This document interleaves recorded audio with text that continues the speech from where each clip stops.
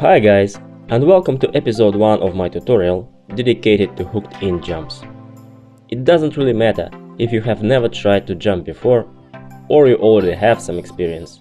This video will help you to build a strong foundation and to tune up your existing skills.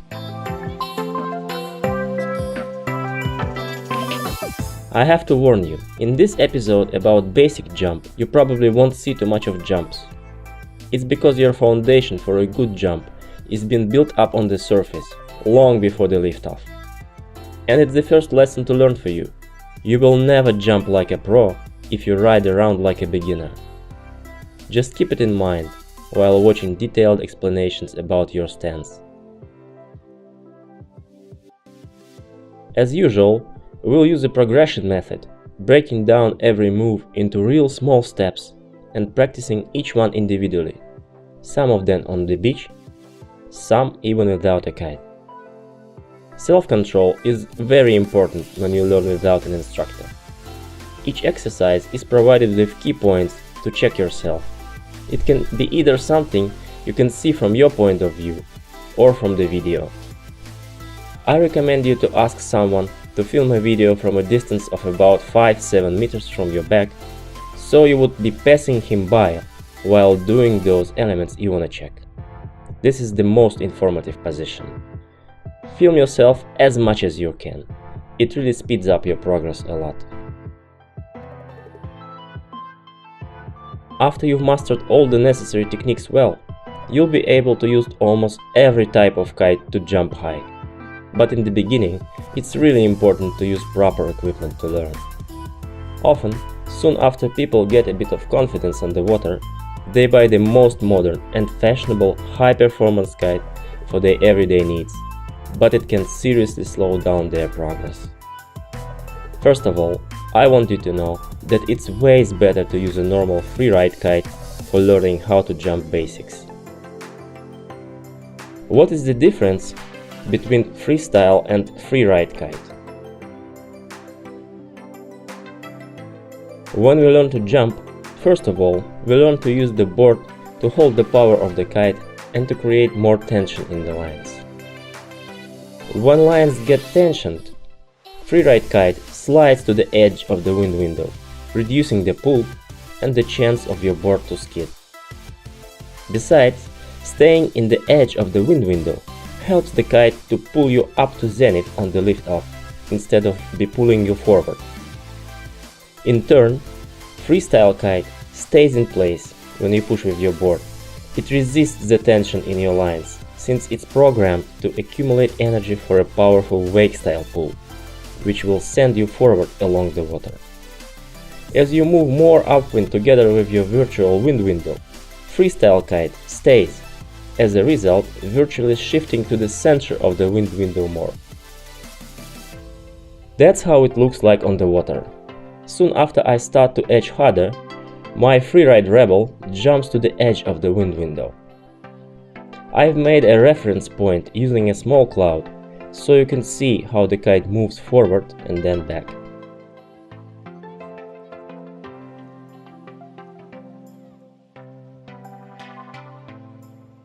For the early stage of learning a jump, I don't recommend you to use extreme kite sizes, super small or very big ones.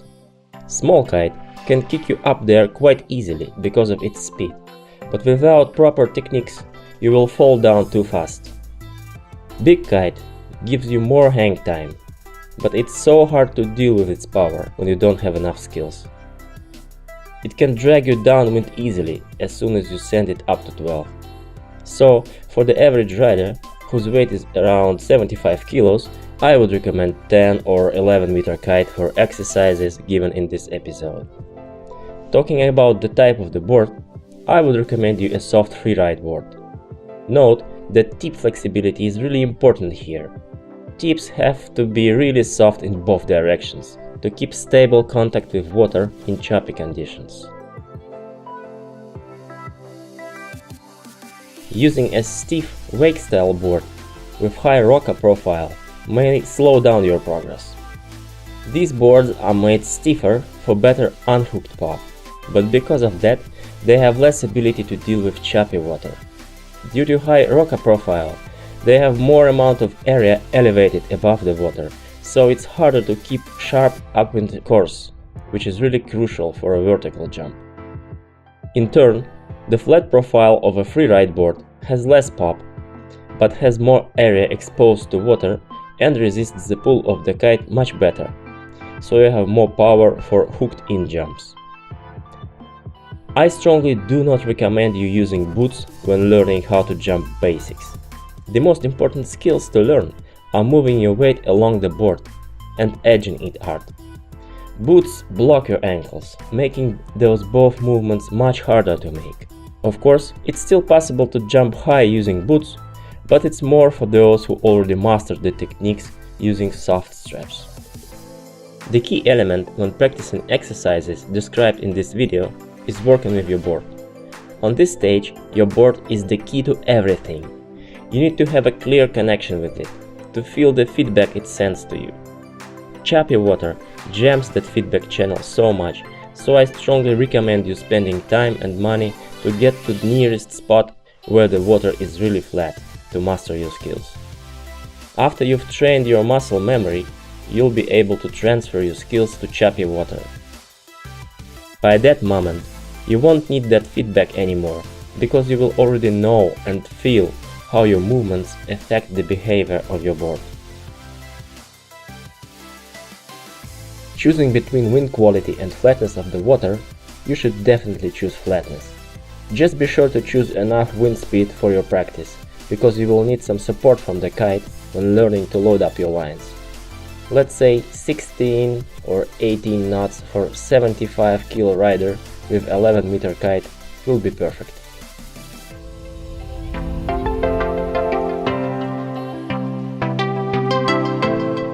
Okay, let's get started. First of all, let's answer one really important question. Where do we get power for the jump? Normally, people would say that you get it from sending the kite to 12 and shooting the bar in. Partly it's true. Your kite acts like an airplane wing. The amount of lift depends on the shape of the kite and the speed of the airflow. Your kite creates more power while it flies faster across the wind window. You can see that the velocity of the airflow is squared in the formula, which means it affects the lift more than anything else. Later, especially in the episode 2, we'll talk about effective ways to send the kite across the wind window really fast using your line's tension, instead of just cranking the bar hard, which is not effective at all. About shooting the bar in, yes, it increases kite's angle of attack, which also results in generating more lift. But sending the kite fast and shooting the bar in together are only a part of the picture, and those who count only on these two sources of power will never learn to jump really high.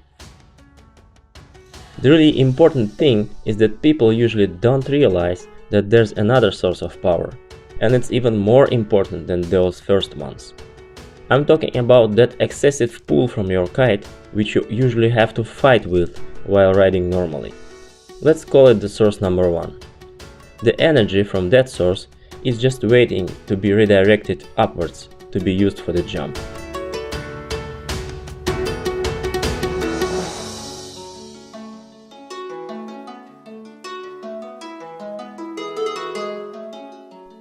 The surprising truth is that source number 1 provides up to 50% of power you need for your jump. Really, don't you think that you can ride completely relaxed, having just enough power to stay on the surface, and then suddenly, after a couple of seconds, out of nowhere, to get that force enough to bring you about 10 meters up? Even if that power really appears so quickly, where is the trigger to release it right when you need it to be released? The tool that you use to hold the power down and to release it when the moment is right is your board. The height of your jump directly depends on how much power you're able to hold down with your board before the lift off. Only the one who holds the secret of controlling the board holds the secret of boosting really high.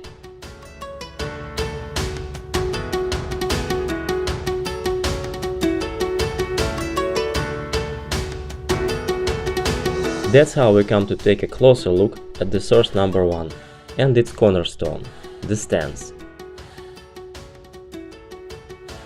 While you were learning, your instructor was doing his best to make you ride your first meters at all costs, so that you would not go home disappointed. Remember, you were holding your front leg straight, having your weight over your strongly bent back leg. That's what your body knows as the first and sometimes the only way to stand on the board. Soon you're learning to stay upwind, and shortly you're already trying to jump. Actually, you never get back to fix your stance. Having that first beginner stance for years is a guarantee that you will never jump really good. So, how your board really works and how you can use it to control the power. Let's take a closer look at that most popular stance, which I also call a beginner stance. You can see that the shoulders are over-rotated forward. Front leg is very straight. Back leg is bent. So the whole body weight is located over the tail of the board, just like we all have been taught.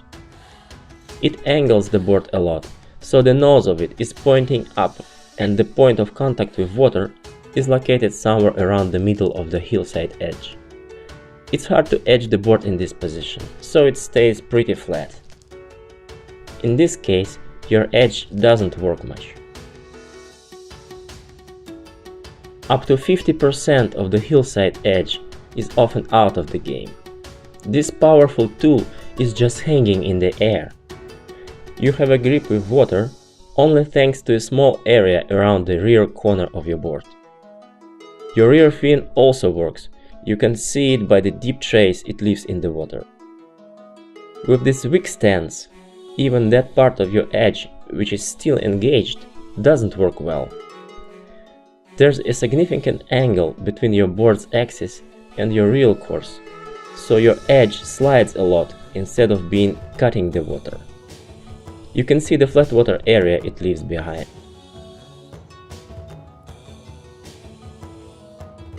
As time goes by, the beginner tries to edge harder, but in fact, he's just pushing the real corner of the board deeper in the water, so the tail of the board acts like brakes of a car.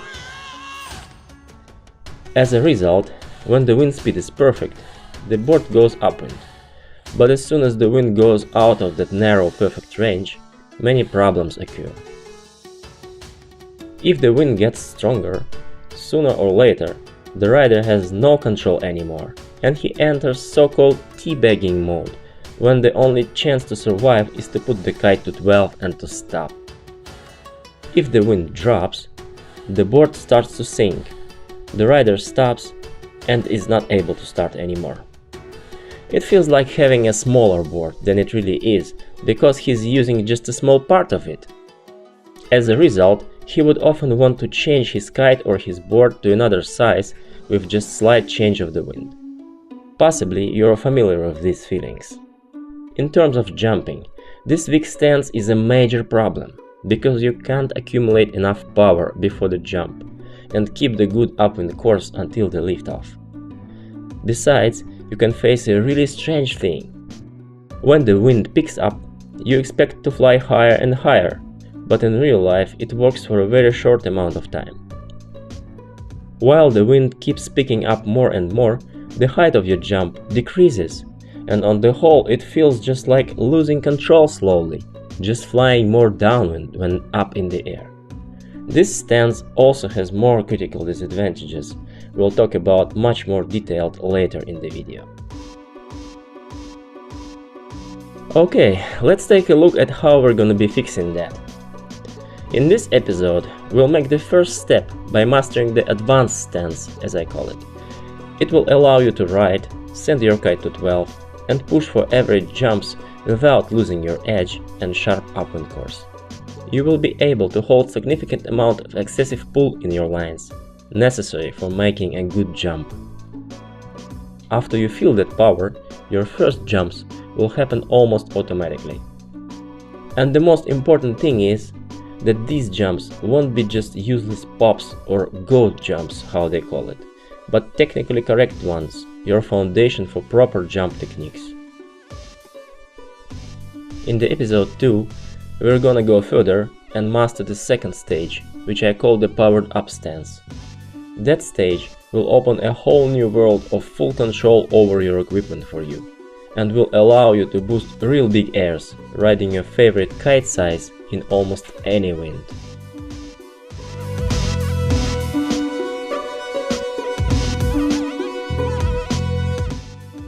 Before start learning how to edge ride, you have to take your weight off the board and put it onto your lines. This is really important for proper edging and also as the first step of building up your kite control. As we already know, more tension you have in your lines, more effective your kite works. It stays closer to the edge of the wind window, reacts to your steering better and pulls you more upwards than forwards while you jump. Okay, let's start from exercises on the beach. If you are not very confident in putting your weight onto your lines, I strongly recommend you to start every session with this exercise. Choose a day with average wind for that. Your kite size and wind speed actually don't really matter. The most important thing is that power from the kite should be enough to hold you hanging on your lines, so you don't fall backwards too fast. Keep the kite around 12. Lean back onto your lines, keeping your body straight. Starting from leaning a bit, slowly increase the angle until you touch the ground with your shoulders. The key point of this exercise is to keep your body straight from your neck to your knees. You bend your knees only. Key point number 2 is to shift your weight backwards, not downwards. Imagine some virtual point behind you or ask your friend to stand there as a reference point. Asking someone to help also works if you're afraid of falling backwards. Actually, everyone is afraid of that. It's in our nature. So just ask someone to be there, holding your shoulders slightly to catch you if you fall down too fast. Soon you'll realize that it's totally safe and you'll be able to do it on your own. Your self-control for this exercise is: first, look down at your body. It should be looking like a straight line from your knees up to your shoulders.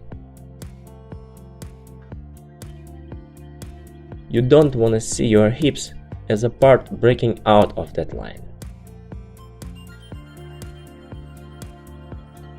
Second, you should feel your shoulders touching the ground first and better the only part of your body. Ask someone to take a picture of you from a side and compare it to this reference slide. It should look the same.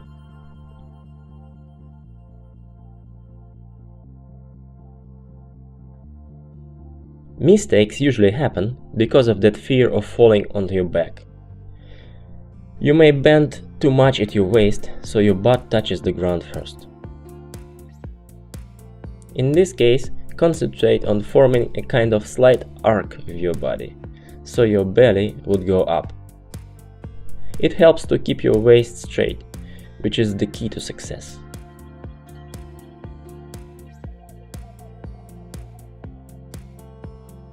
Another common mistake is to sit down instead of be falling back and down.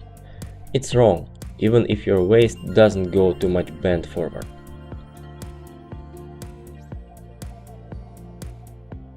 Shifting back away from your kite is really crucial, so that your weight is not located over the board.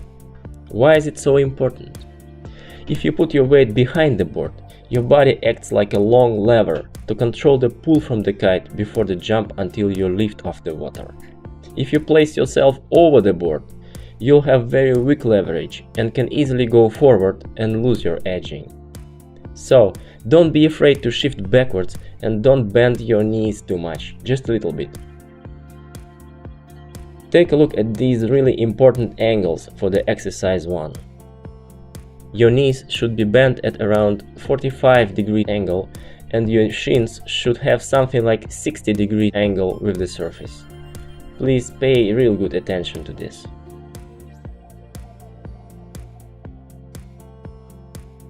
Now let's try it on the water. Riding with average speed, put your kite to 1 o'clock if you are going to the right. Lean back onto your lines in the same way you did on the beach. Your goal is to touch the water with your shoulders and then to stop.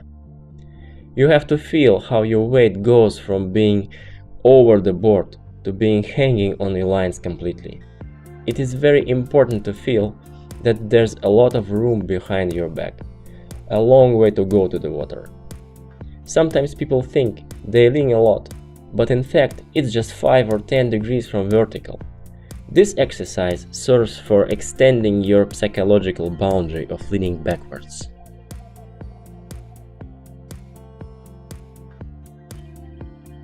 One more thing to mention. Try to distribute your weight evenly between your feet.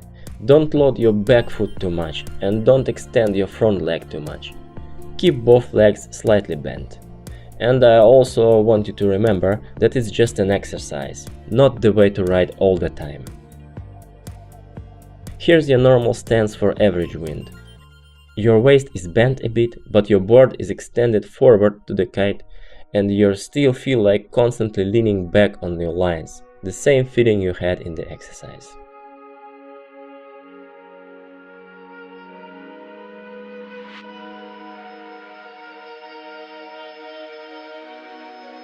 Moving on with board control, we are getting to the most important part. As we discovered earlier, controlling your power with the board is crucial for high jumps. Unfortunately, they don't pay any attention to this topic when teaching jumps. The problem is that most of riders shift their weight to the tail of the board too much because of that beginner water start stance they were taught at kite school. As a result, the board stays pretty flat on its tail. In terms of jumping, this board position is not effective for resisting the pull from the kite and accumulating power for the jump. The board will start to slide downwind very early, decreasing that power you have in your lines. Let's go underwater and have a look. Here is the area engaged in the beginner stance. You can see that the rear corner of the board is pushed very deep down into the water, acting like an anchor. The white trace full of bubbles behind the board tells us that the board is sliding a lot instead of being cutting through the water.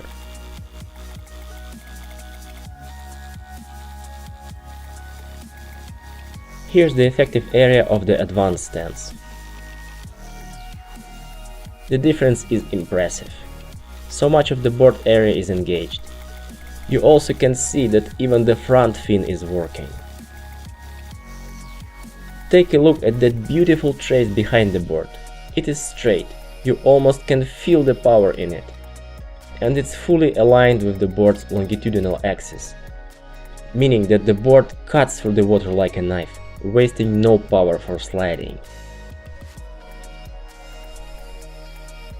Check out this face-to-face comparison. Your board has at least twice more area engaged while you're using the advanced stance, which means that the pressure you bring to your board is being distributed over greater area, so every square centimeter is loaded less and your board is able to handle much more power from the kite. To achieve that, we'll start learning to bring your weight to the front. At this point, many students would say that it's the way to crash over the nose of the board. I can guarantee you that with a bit of edging and leaning on your lines, it's not possible. Take a look at this example. Flat board is digging down into the sand.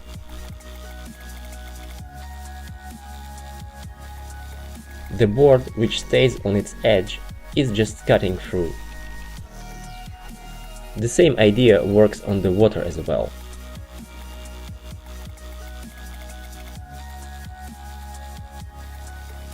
As you can see here, the nose of the board can be loaded a lot, even traveling underwater without any problem.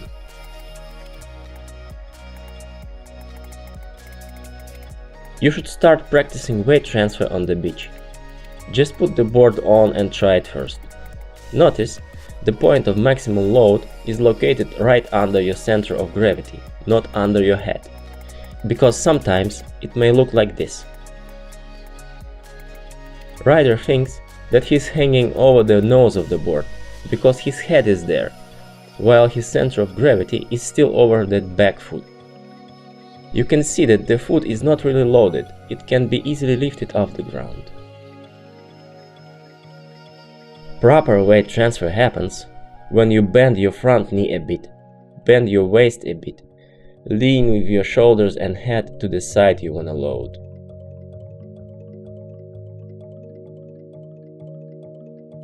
Another important thing is how you place your feet in the straps.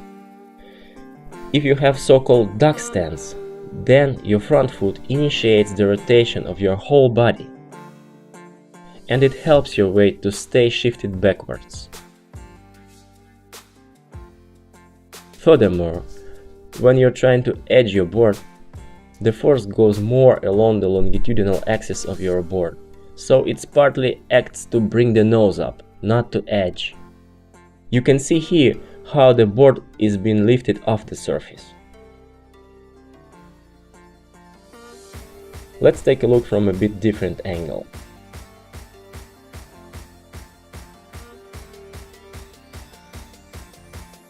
If you keep your foot perpendicular to the board, all the momentum is used to force the edging. So, before practicing weight transfer underwater, place your feet perpendicular to your board to bring your weight to the front and to achieve more effective edging with your hillside edge being fully engaged. You should also tune your pads so that they are angled more perpendicular to the board's longitudinal axis. Place them as close to the hillside edge as possible to improve your edging.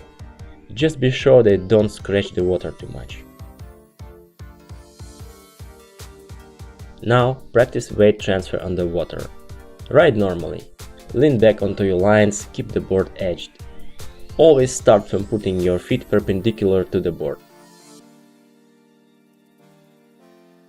Now start to bring your weight to the front by bending your front leg a bit and bending your waist also a bit to the front, like you did on the sand. Your goal is to put the hillside edge into the water completely, so that the contact point is located somewhere around the front fin. You should feel the pressure under your front heel. Feel the pressure there and at the same time edge your board with your front ankle also. Remember, your loaded foot is more effective for edging. Your self-control for this exercise is to watch where the contact point with the water is. If it stays in the middle of the board, then the weight is still there, over the tail. Check out one more time how it looks like when your weight goes from wrong to right position, from hanging over the tail to engaging your hillside edge completely.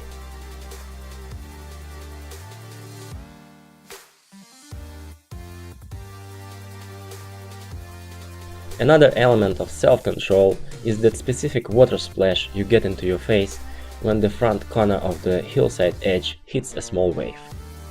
It means that you do everything right. At this point, many students would complain about that splash and even try to avoid it getting back to the tail, which is completely wrong. Well guys, buy any normal sunglasses or sport sunglasses or even special water sport goggles if you want to block the water completely, or just get used to it. By the way, it's a funny thing about kiteboards.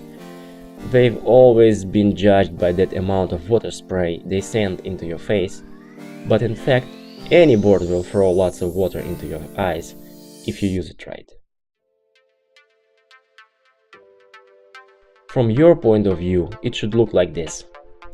As an additional exercise, I would strongly recommend you to try diving the nose of your board down under the water really hard, as much as you can. It is necessary to get fully comfortable with shifting your weight forward. Just start from moderate dive, then go for a real extreme one. Be sure to really load up your front foot, so that you won't be just sinking down holding a beginner's posture. You know what I mean?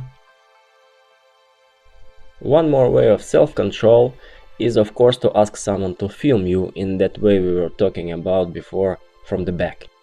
Your stance should look like this. Hillside edge is in the water completely.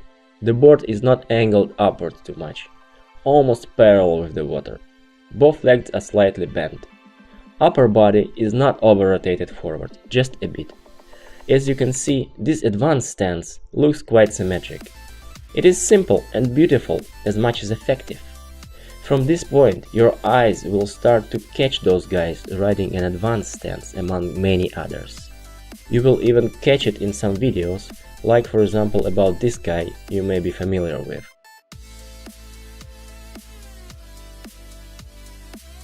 One more thing to fine-tune up your stance. Sometimes people try to load up their lines more by literally pulling them down to the ground. It can result in this motion of pelvis. I want you to pay a lot of attention to this, because your stance can suffer a lot from it. In this case, some angles are close to be normal, but this very lower part of your body breaks out of the picture and initiates a chain reaction that ruins the whole power structure. One more time, you can bend your waist a bit, but don't drop your pelvis down. See the difference here? You should always keep your pelvis up, like you're constantly pushing your lower body forward in kind of a sexual, as they call it, motion. Your belly muscles may suffer at first, before you get used to this load, but later they'll be in a great shape thanks to it. Remember, even if you bend your waist, your pelvis should stay up. It's a cornerstone of your stance.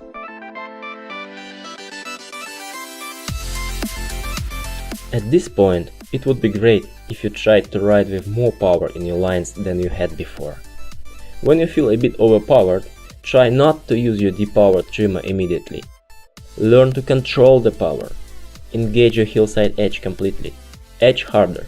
Lean back onto your lines to go more upwind. Bring your kite lower for better leverage to resist the pull. You may definitely feel like you wanna shift your weight backwards again. It is your instinct when things try to get out of control. Fight with it. You must unlearn what you have learned in the kite school. You must feel the force in your lines growing. So important it is.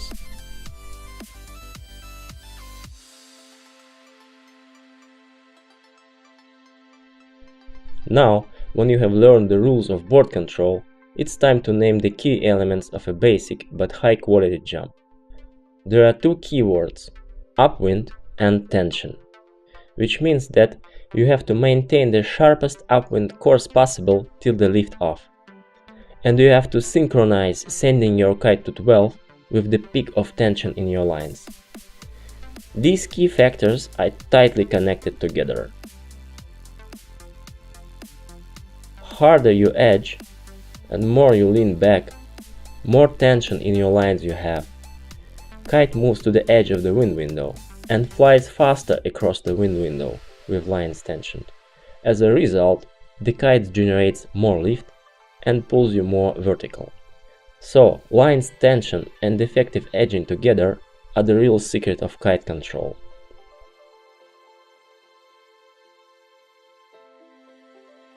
That's why you should never listen to that advice to release the edge and to go downwind shortly before initiating a hooked-in jump like this. Think about it, it's nonsense. Sacrificing your upwind course and power in your lines for a short load and pop maneuver which is meant to send you a bit upwind before the jump. Come on guys, just stay upwind and don't stop loading. Good upwind course with massive tension in your 24-meter lines can take some time to be built up, but can be lost very quickly if you stop resisting the pull. It's like loading up a huge coil spring. It's a very important moment now. I know you can say that if you feel overpowered, you want to get rid of this power a bit to be able to push for the jump. Yeah, that's right, but not by going downwind right before the jump. Lose some speed, release your bar completely, head more upwind, then go for another try with lower speed and power, but don't develop a habit to drop downwind before the jump. We will take a really detailed look at jumping when being overpowered in episode 2, because being more or less overpowered is still the only way to go really big. And the techniques for those huge jumps are pretty much different from the basic one we are talking about now. Though it's absolutely necessary to have these basics with you before you start evolving them further in the episode 2.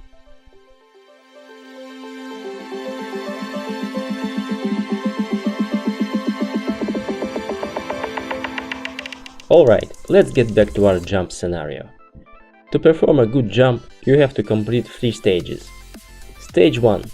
Going as upwind as possible before initiating a jump, holding as much of power in your lines as you can without feeling overpowered, by edging your board and keeping the hillside edge fully engaged. Stage 2. Sending the kite to 12. This stage starts from leaning back onto your lines even more to create more lines tension. Then, sending your kite to 12 together with pushing with your back leg to create a peak tension and a short upwind curve.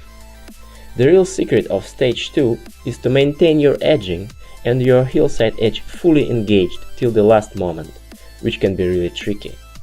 We'll take a closer look at how to do it in a couple of minutes. Finally, stage 3. Shooting your bar in and pushing off from the water. Pretty simple one.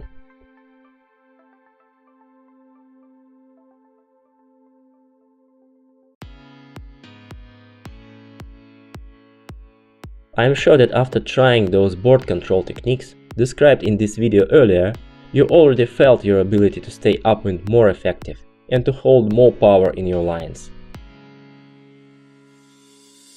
Working on your stage 1, choose some point on the shore, like a tree or a building, to mark your maximum upwind course you're able to achieve after several tries. Be sure to initiate your jump sequence only if you're on your maximum upwind course. Use your mark to check it. Don't send your kite too high. Keep it at 45 degrees to have a good leverage for resisting the pull. For more stable results, I recommend you to use a pre-flight checklist, like airplane pilots do, having too much of parameters to keep them in mind simultaneously. To check your stance, start from your board and keep going up to your shoulders. Okay, here we go. Feet placed perpendicular to the board's axis. Front knee slightly bent. Pelvis pulled up. Waist slightly bent. You're leaning to the nose of the board. Upper back leaning backwards. Shoulders rotated to the front slightly. Your board's point of contact with water around the front fin. Kite at 45 degrees.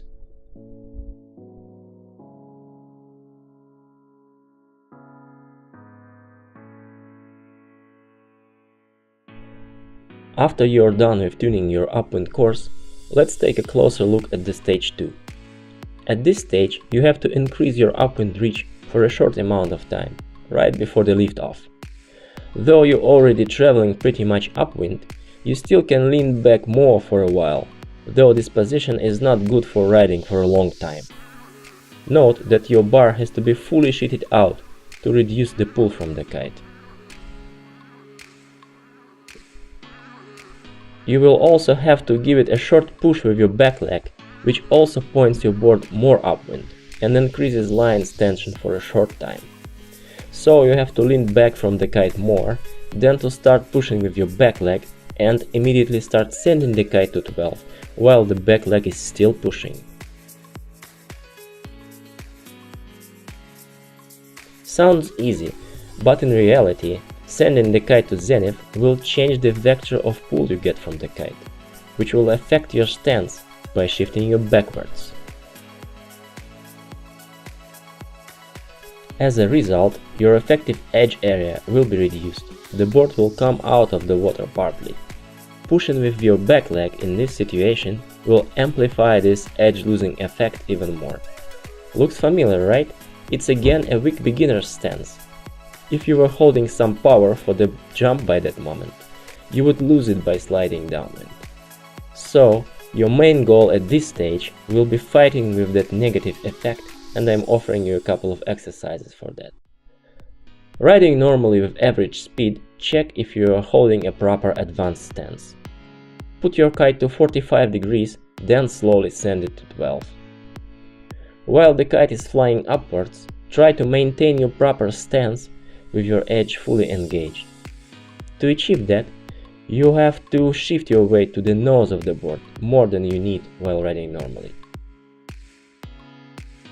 I have this simulator view for you, and you also can try it on the sand first with a piece of rope fixed to a tree.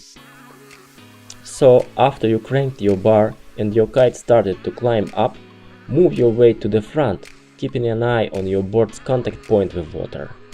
It has to be still around the front corner of your hillside edge when the kite reaches 12. Repeat it several times to get a real good feeling of it. Now let's check out pushing with your back leg. Just try it while riding normally, with your kite around 11 o'clock if you're traveling to the left. Try to perform several short, strong pushes with your back leg and see what happens. Usually it looks like this. The nose of the board jumps out of the water. Actually, it looks like doing an ollie on a skateboard or a snowboard when you put your weight over your back foot and push yourself vertically up. At this point, I really want you to understand that you are not trying to do an ollie at the stage 2.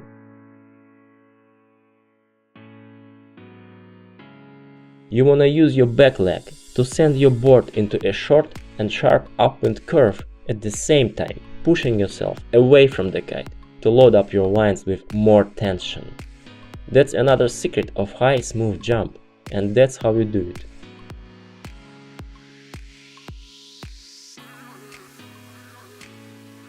I've made another simulator view to bring maximum of details to you. Your push should look like this. It feels like you keep holding your weight over your front foot, but pushing with your back leg at the same time. Your weight just stays there until the end of push. On the water, you'll have to shift even more forward, like you did in the previous exercise, to compensate that full vector redirection when the kite flies across the wind window to 12 o'clock. Your self-control here is that your normal point of contact with water is still there in the end of push, sometimes even with a water splash. It means that you do everything right.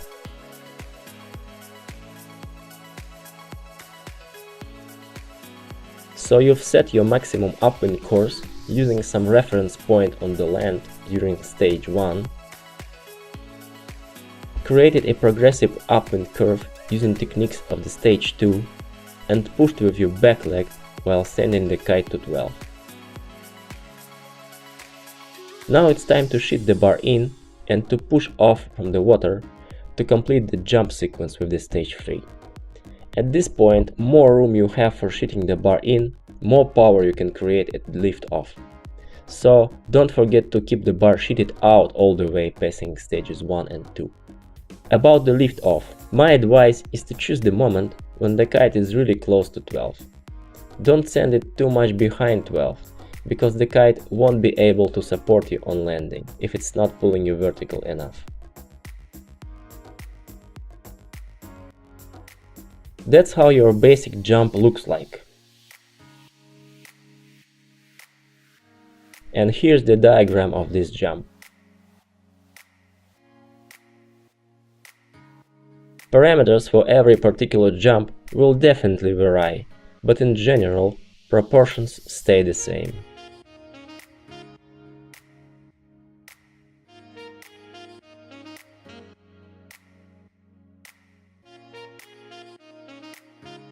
To land the jump, point the board downwind and steer the kite to the direction you wanna go. It depends on type of jump you wanna try first.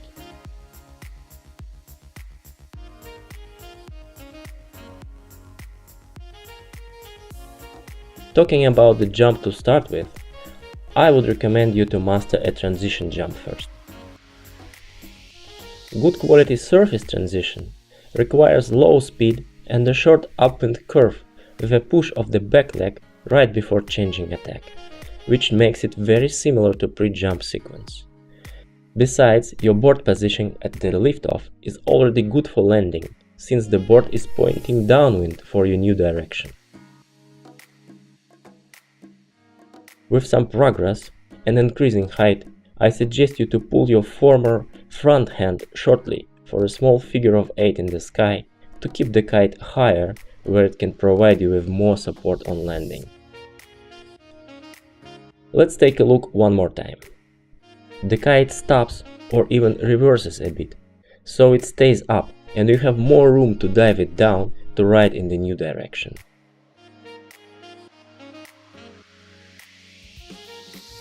That's how it looks like when you have some more power and height.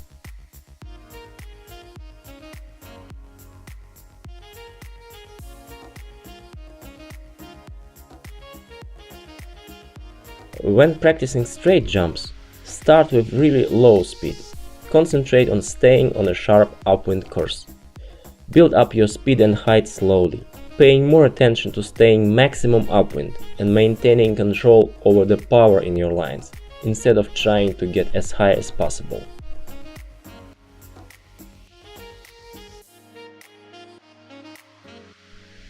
Oversteering the kite can often be an issue with the straight jump. Lift off earlier, when the kite is just a bit behind 12.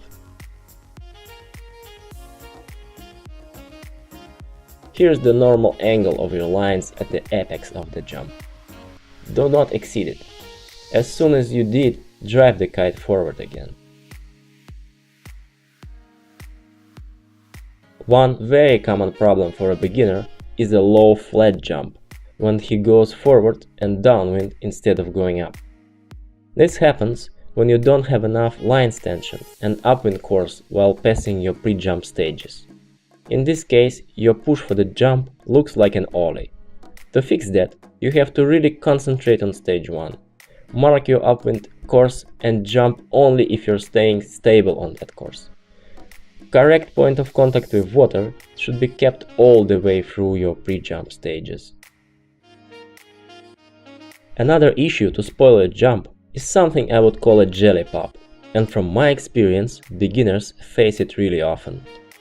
It's quite hard to explain, but in general, it feels like you bend all your joints and start to hang softly on your lines to load them up, like you're a kid who's about to ride some kind of swing. When the kite arrives to zenith, you extend your legs to lift off the water, but you don't get a good jump, because you lose your line's tension due to squeezing your body.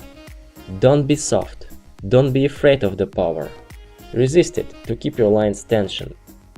You may bend your legs a bit more during stage 1 in preparation for next stages, but starting from stage 2, your goal is to keep straightening yourself away from the kite and to finish that motion with final push of your legs at the lift off.